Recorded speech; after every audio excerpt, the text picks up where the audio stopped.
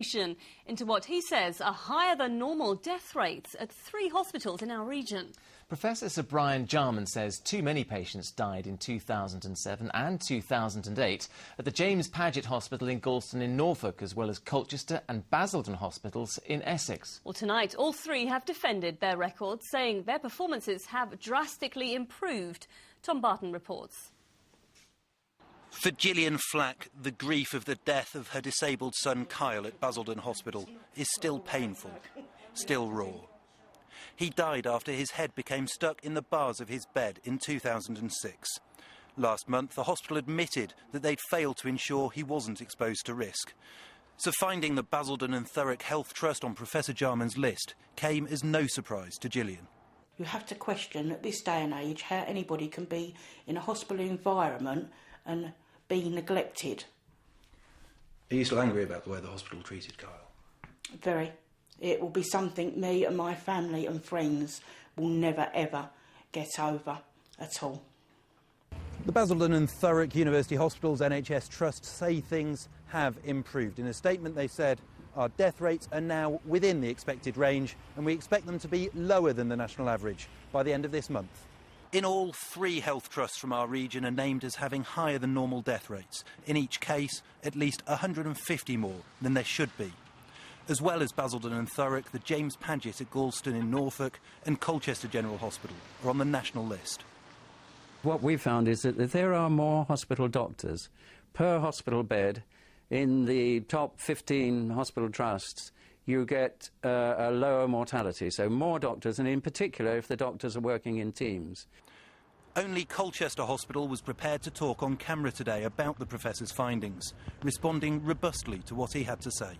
We didn't have enough staff in the wards and enough senior staff at the front entrance of the hospital, as it were, and we rectified that. And certainly now we have much earlier senior review of patients who come into the hospital, and that allows us to get treatment much earlier, much more effectively to patients who need it. The James Paget Hospital in Galston also issued a statement saying things are improving there too, with death rates falling so much that the latest Dr Foster's Hospital Guide says the Trust, along with others, have improved their figures so much that they're no longer a concern. Oh, well, I've always found it OK. They've always been all right with me when I've had to go in there. I just don't think it's very hygienic there for an hospital. Well, obviously you're a bit concerned, but our experience has been good. This hasn't been a good start to the year for health trusts in our region. Milton Keynes Hospital has also come under fire for the standard of its maternity services. And tomorrow others are expected to have conditions placed on their registration by health regulator the Care Quality Commission, again because of failings in the way they've operated. Tom Barton, Anglia News, Basildon. Well, our political correspondent Matthew Hudson joins us now from Westminster. Matt, I spoke to the professor earlier on today. He was particularly damning about the 3 trusts, as well as the government for that matter. What's the Department of Health had to say then? Well, you can imagine the department isn't happy, A, because of the proximity to the election, and B, because of the amount of money that's been pumped into the NHS. But a spokesman did tell me that they were confident that the regulator, the Care Quality Commission, did have enough teeth, enough bite to take serious sanctions against trusts that simply don't come up to the mark. As Tom was saying there in that report, there's more potential bad news. Of those 10 trusts which are going to have serious sanctions applied to them, 2, I understand, are from our region. We can't name them until tomorrow, but I gather the Commission says that there are problems with basic standards of patient care. OK, Matthew, thank you.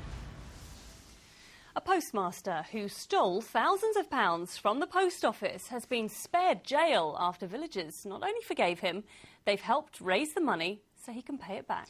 Yes, Graham Warnes ran the post office in Fowlmere near Cambridge for 21 years. But when the business ran into trouble, he thought his only option was to steal. Now, though, he's realised that help was all around.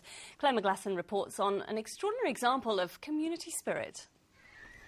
Villagers in Fowlmere near Cambridge didn't expect the shop would be open today. Hi, Graham. Hi. How are you? I'm fine, thanks. Good. Yeah. The owner, Graham Warnes, thought he'd be waking up in prison after stealing thousands from the post office he ran from the shop. But he was saved from a spell behind bars by the generosity of his customers. who donated cash so he could pay the money back. Could very easily have sort of blamed me and turned against me, but the support's just been overwhelming.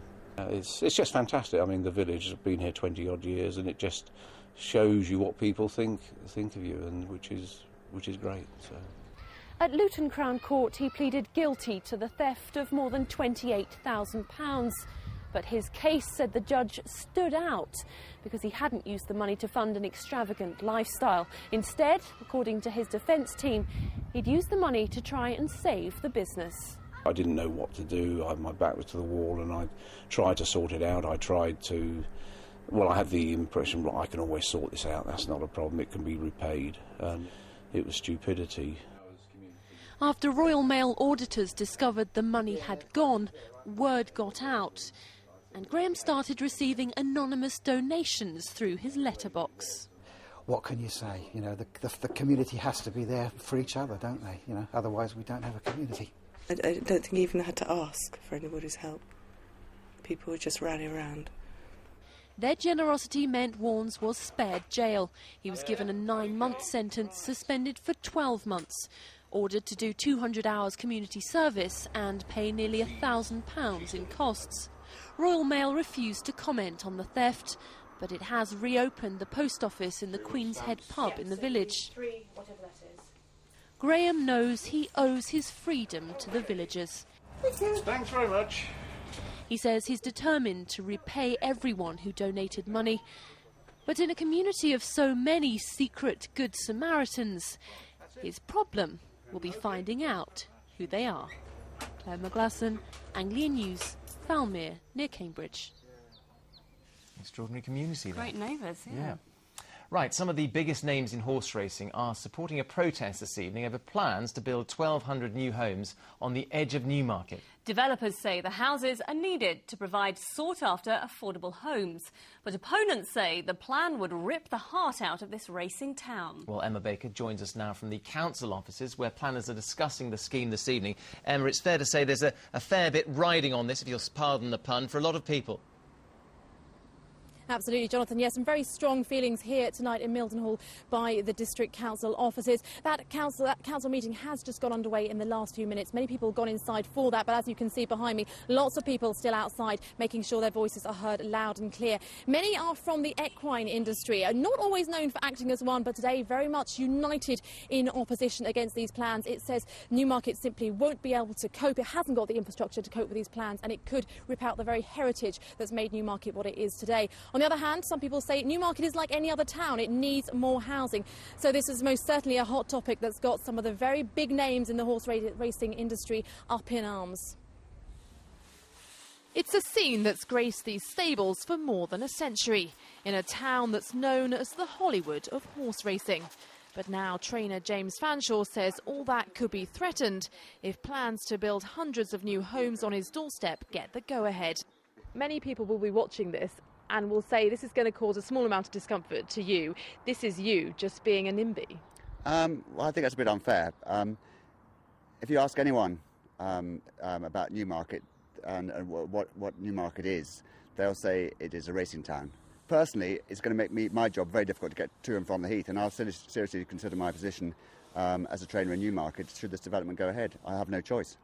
The proposals are to build 1,200 homes on a 160-acre site at Hatchfield Farm on the outskirts of Newmarket, bordering the A14 and the A142. It would also include industrial buildings and offices. They've been put forward by Lord Derby, whose family is so steeped in racing history that the Epsom Derby is named after one of his ancestors. We approached his estate for an interview today, but no one was available to talk. His plans have attracted opposition from some of the biggest names in the world of horse racing, who say the extra traffic could stop them being able to move horses freely around the town. We can't really do with any more people, because it's a horse town anyway. We want to try and keep the roads clearer than they are. While the horse racing community in Newmarket strongly opposes these proposals, not everyone in the town is against it. Well, I think it's very polarised towards the racing industry, and I know it brings a lot of money into the town, but ordinary people live in the town and around the town, and they need to live somewhere. I think it should stay as it is. I think there's enough people in Newmarket and it ticks over quite nicely. People do need housing, so they do need they've got to go somewhere. Housing is certainly in demand in the Newmarket area. At the moment, we have a shortage of houses, and really, we just need more houses to sell and more days of the week to sell them in. The shortage of affordable housing remains an issue across the region. Some say Lord Derby's plans simply address this growing need. But the equine community in Newmarket says these proposals could cut the very lifeblood of this racing town. Well, it looks like there could be some heated arguments tonight. What do you think will come out of the meeting, Emma? Well, Becky, there's three possible outcomes of this meeting. The plans can either be accepted, or they could be rejected, or they could be deferred. Now,